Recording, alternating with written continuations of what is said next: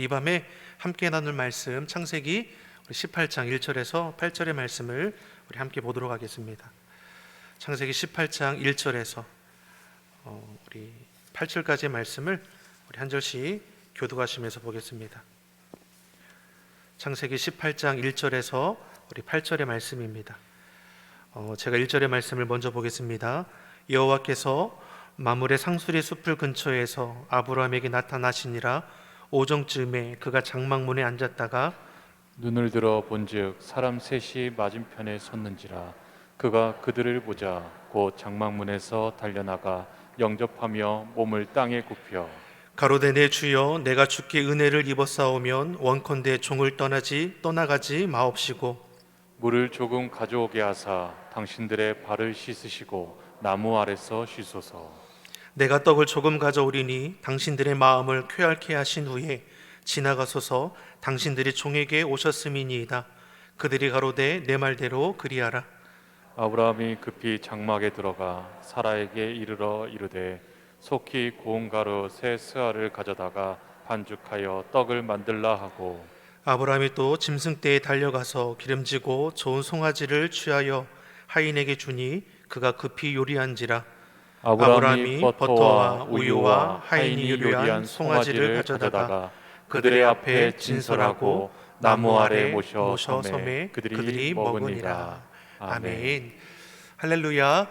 우리 하나님의 은혜와 평강이 우리 금요응답의 밤에 우리 깨어 기도하기를 소망하시고 나오신 우리 성도님들과 또 각가정에서 예배하시는 우리 성도님들을 예수님의 이름으로 환영하고 축복합니다. 우리 곁에 계신 분들과 우리 이렇게 인사하겠습니다. 하나님께서 지키시고 도우십니다. 하나님께서 지키시고 도우십니다. 기도로 승리합시다.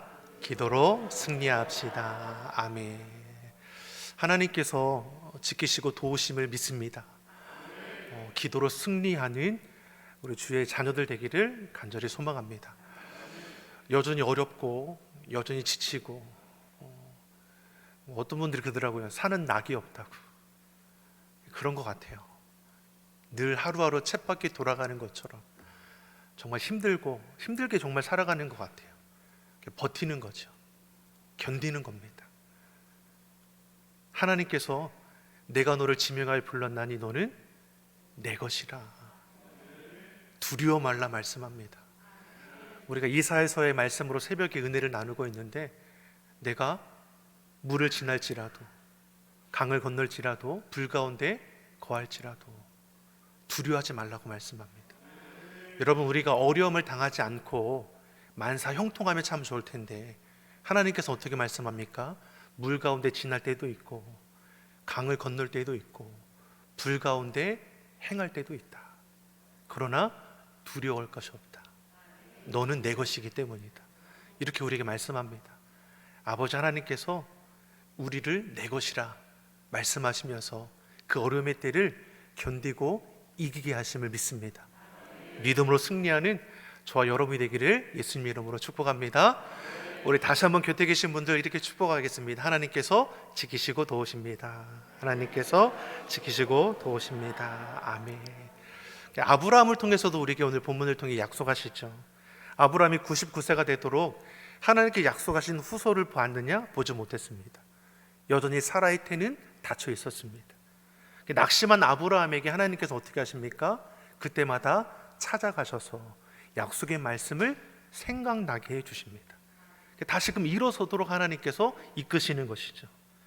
그리고 그토록 기다리던 약속의 아들이 이제 어떻습니까? 내년 이맘쯤에 사라를 통해서 태어날 것이고 그의 이름을 이삭이라고 해라. 구체적으로 다시금 말씀해 주시는 거죠. 형편과 상황에 매이면 하나님의 말씀을 우리는 놓치게 됩니다. 그러나 말씀을 붙들면 그 어떠한 형편과 상황일지라도 흔들리지 않을 수 있습니다. 아브라함이 낙심할 때 하나님께서 말씀을 주시죠. 그럼 그 말씀을 붙들고 환경과 형편을 소홀하여 다시금 이겨내는 것을 볼 수 있습니다. 아브라함은 하나님께서 말씀하신 그날을 자신을 포함한 집안의 모든 남자들이 하나님께서 그날을 기대하면서 행하라고 한 할례를 행하는 걸 통해서 그 믿음을 보이는 걸 볼 수 있죠. 사랑하는 성도 여러분, 인간적인 마음으로 따지면 이것저것 따질 수 있지 않겠습니까? 노년에 할례를 행하는 것이 얼마나 어렵겠습니까?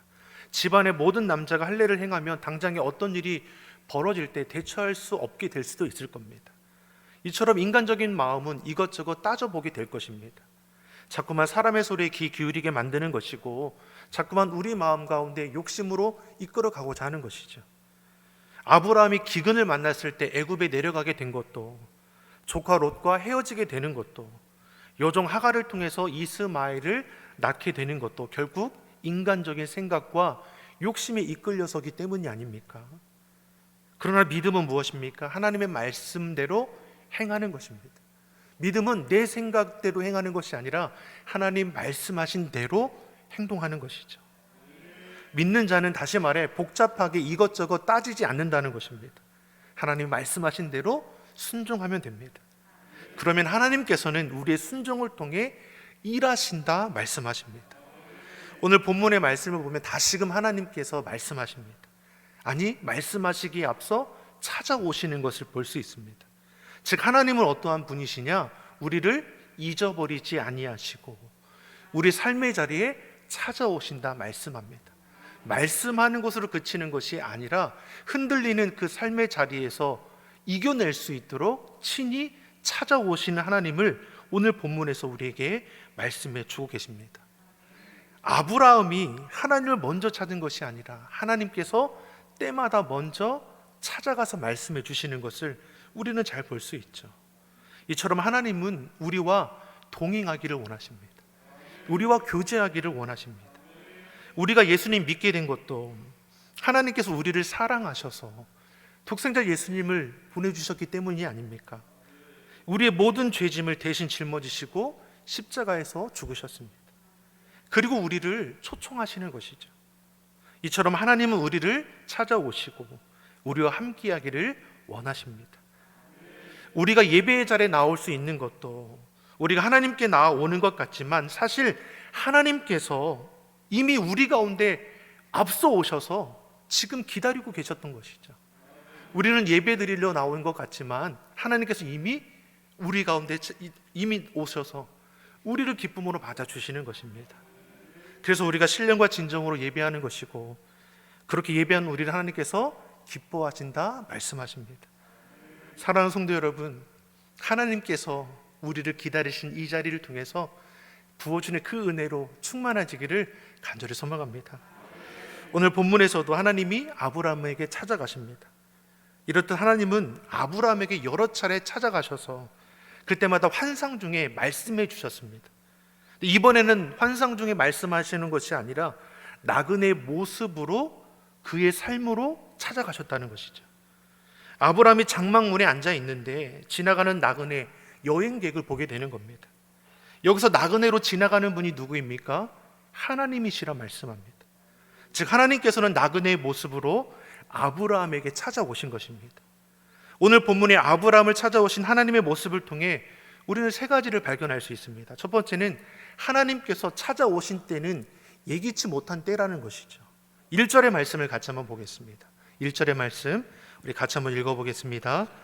여호와께서 마몰의 상수리 숲을 근처에서 아브라함에게 나타나시니라. 오정쯤에 그가 장막문에 앉았다가. 아멘. 하나님께서 나타나신 때가 언제이냐? 오정쯤에라고 말씀합니다. 이때는 하루 중에 가장 더울 때입니다. 특히 중동 지역은 어떠합니까? 낮에는 그 해가 워낙 강렬하기 때문에 새벽에 일하고 낮이 뜨거울 때는 휴식을 취하거나 잠을 청하는 것이죠. 즉, 하나님께서 나그네 모습으로 찾아온 시간은 아브라함이 더위를 피해서 그 그늘 아래 쉬거나 잠을 청하고 있을 때라는 것입니다.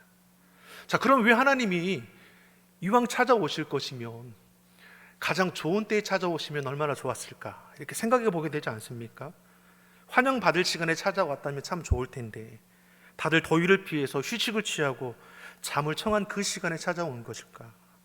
그것도 나그네 모습으로 찾아오셨기 때문에 사실 아브라함은 하나님이신 것을 알아보지 못했을 것입니다. 아브라함은 지나가는 나그네를 보고 이들이 자기 집에 찾아온 것인지 아니면 다른 곳에 가는 중에 지나치는 것인지 알지 못합니다.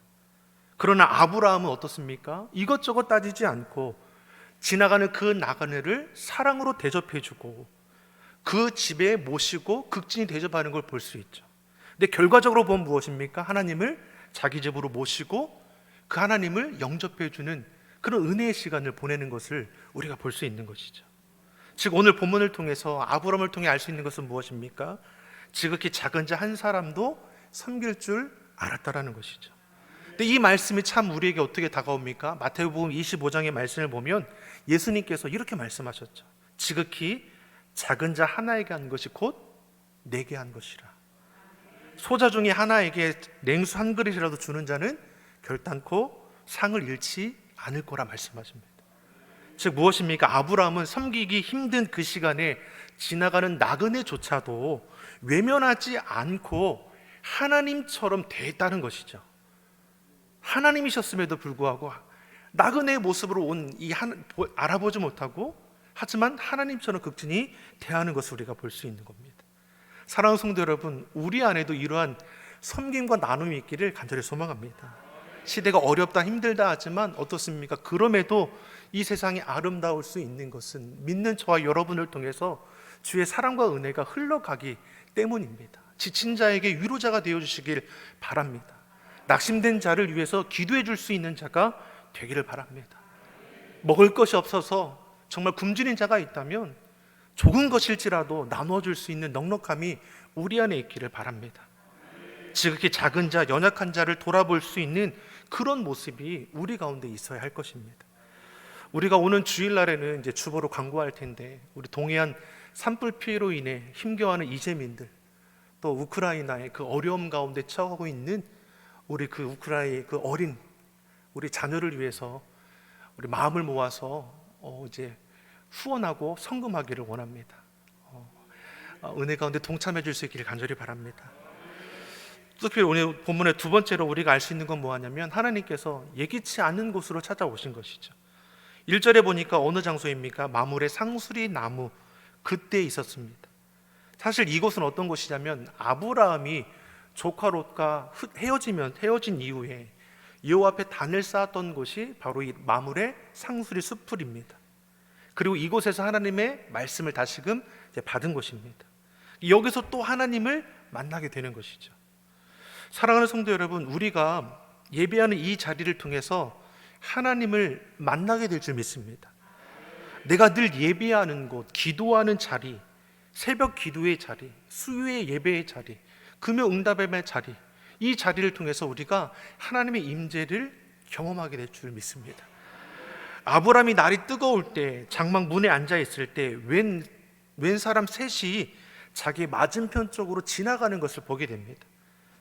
하나님께서 자신이 예배할 때라든지 거룩한 모습으로 찾아오셨다면 쉽게 알아볼 수 있을 텐데 그렇지 않고 자신이 장막문에 쉬고 있을 때 나그네의 모습으로 지나가는 것을 보게 된 것입니다. 다시 말해 우리가 주님의 몸된 교회에서 하나님을 뜨겁게 예배하며 하나님을 만나기도 하지만 우리가 자리하는 그곳 어디서든지 하나님의 임재는 있다라는 것입니다.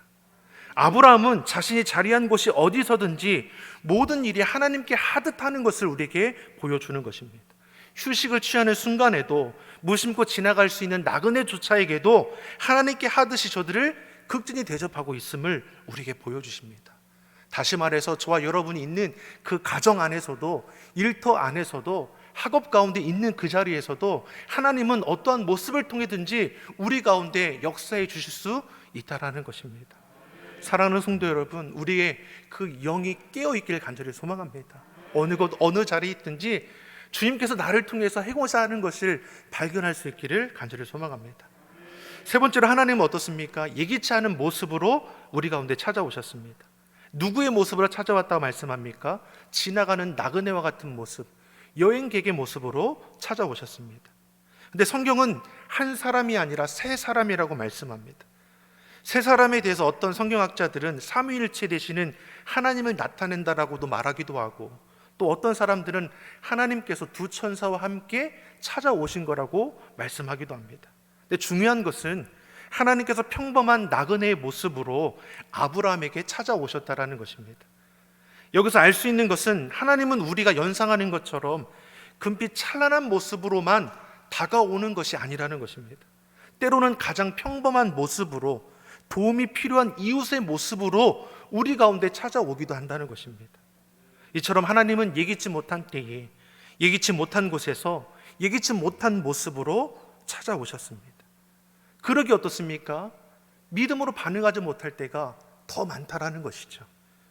우리에게 하나님께서 이러한 모습으로 찾아오신다면, 특히 가난한 자의 모습으로, 나그네 된 자의 모습으로 우리 가운데 지나가시게 된다면, 우리가 아브라함처럼 저를 하나님 보듯이 극진히 대접할 수 있을까 생각해 보게 됩니다.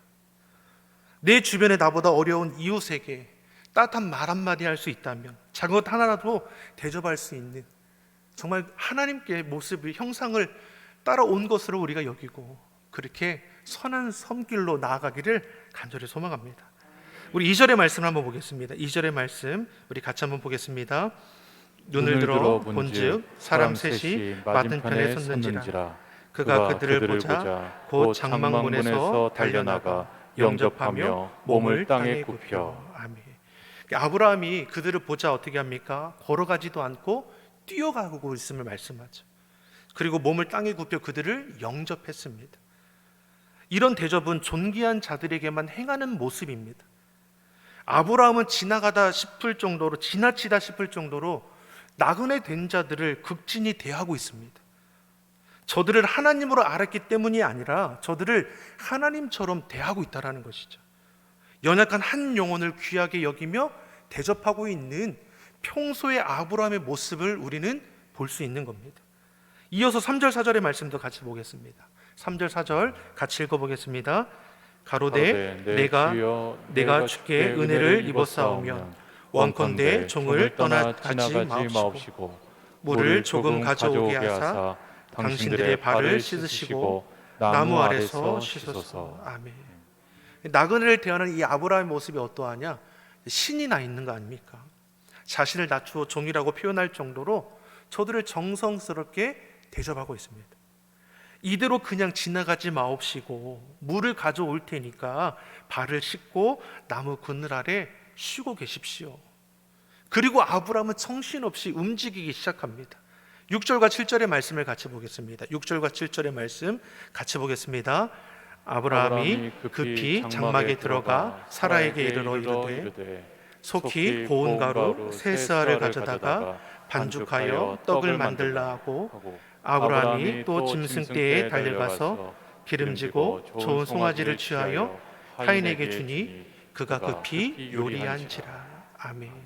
아브라함이 신이 나서 대접하고자 하는 그 마음에 어떻게 합니까?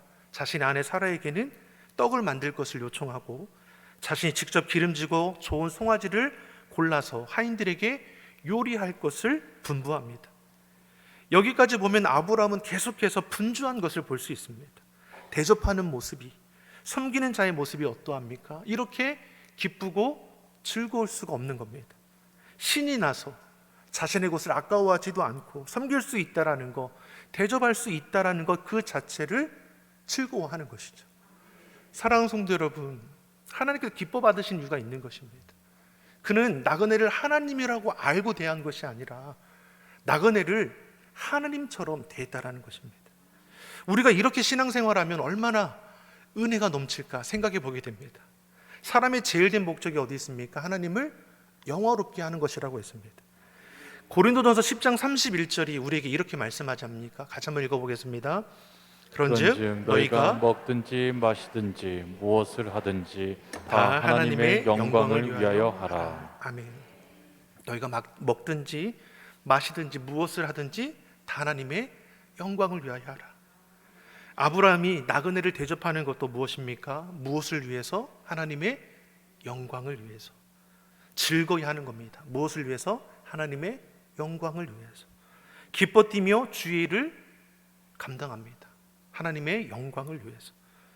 그리고 그 일이 어떻게 합니까? 여러 사람을 함께 참여하도록 하는 거죠. 아내를 참여시키고 하인들을 참여시킵니다. 그래서 기쁨, 즐거움을 함께 나누는 것이죠. 사랑하는 성도 여러분, 주의 사명을 감당하는 것이 이렇게 즐겁고 기뻐할 수 있기를 간절히 소망합니다. 내가 할 수 있는 것으로 최선을 다해서 하나님의 영광을 위해서 나의 시간을 드리는 거, 나의 물질을 드리는 거, 나의 생명을 아까워하지 않는 거, 하나님을 영화롭게 하는 그 자리에 우리가 결코 놓치지 않기를 간절히 소망합니다. 이어서 8절의 말씀을 같이 보겠습니다. 8절의 말씀 같이 보겠습니다.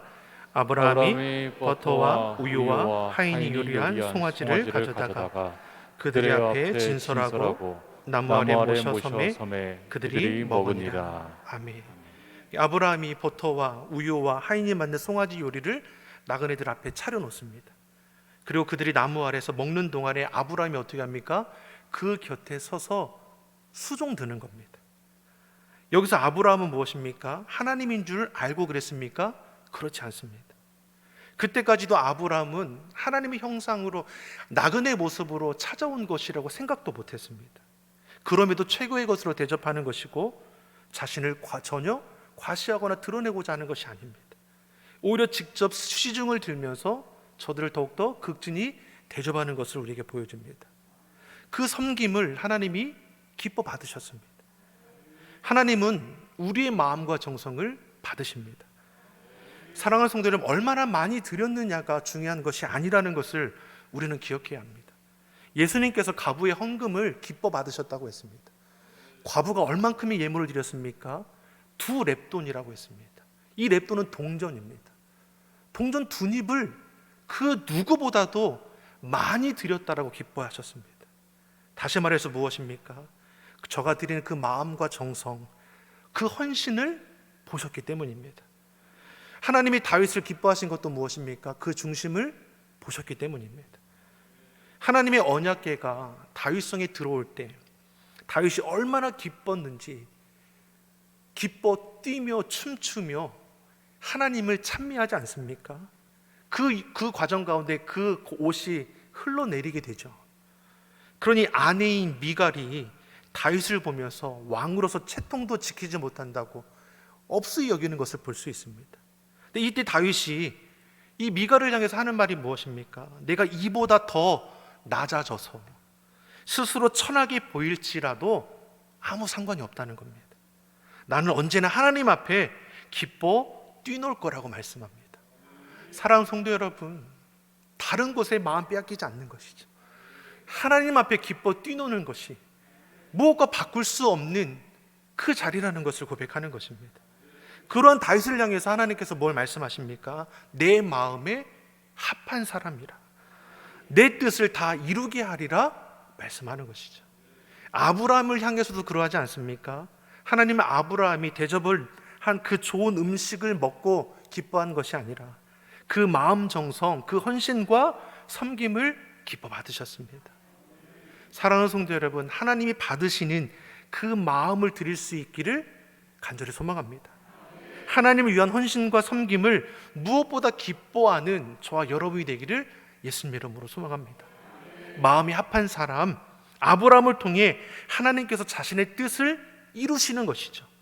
앞서서 하나님께서 뭘 말씀했습니까? 내년 이맘쯤에 사라를 통해서 자식을 주시겠다라고 말씀해 주셨습니다. 그 말씀을 다시금 하나님께서 나그네 모습으로 찾아오셔서 다시금 말씀해 주는 것이죠. 10절의 말씀을 같이 한번 보겠습니다. 10절의 말씀 같이 보겠습니다.